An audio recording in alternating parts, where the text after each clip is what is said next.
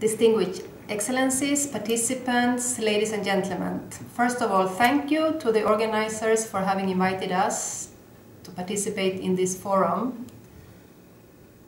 The International Strategy for Disaster Reduction and the world has a framework called the Hyogo Framework for Action, Building the Resilience of Nations and Communities to Disasters. We have in this framework, it has been adopted by almost all countries in the world and most international and regional organizations. There is some consideration for safety nets and catering for special needs of the disabled in this framework. It's not enough. This is very timely to discuss requirements and new findings in this field. We are just starting the consultation process for the post-2015 framework, and we look forward to the recommendations of this expert meeting. Some facts.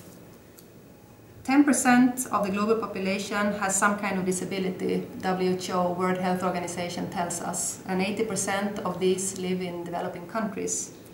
Often 5 to 7% of people in temporary shelters have any kind of disability. And for example, statistics out of the Hurricane Katrina disaster in the United States show that 50% of the 1,000 that died were either elderly and disabled. This calls for special attention, special care in preparing the planning and setting up systems that cater for everybody in society. We have in the UNISDR processes and at the Global Platform for Disaster Risk Reduction, which met in May 2011, come up with some key recommendations. I will mention 3 of them. One is to consult people with disabilities throughout the disaster risk management process. The second is relating to making sure to include people with disabilities in the local development and emergency planning process and institutional setting, in the committees, in the process of getting the plans ready and out, so that people with disabilities can offer their insights, knowledge and resourcefulness. In which fields? In risk identification, identification of transportation, vulnerabilities, the functional needs of people with disabilities, so they are adequately addressed in advance, and ensure accessibility of information. It's also important to link disabled people with appropriate social support, and that this is put in place far before any emergency occur. The third type of recommendations are linked to provision of and making accessible the communication messages, both in terms of the content of the messages, but also in the modality that they are delivered.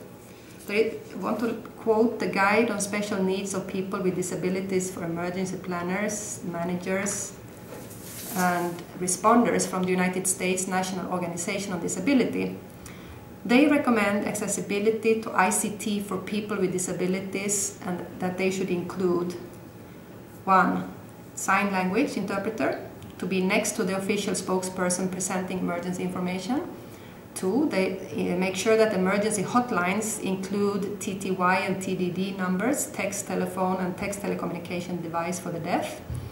3. They recommend to frequently repeat the most essential emergency information in a simple message format that those with cognitive disabilities can follow. 4. They recommend to make sure that web accessibility is readable for people with different disabilities. And they finally also say that information should be provided in alternate formats, in braille, in audio recording, large format text messages, etc. In the context of Japan, the education sector is a success story that we use in many occasions across the world as an example.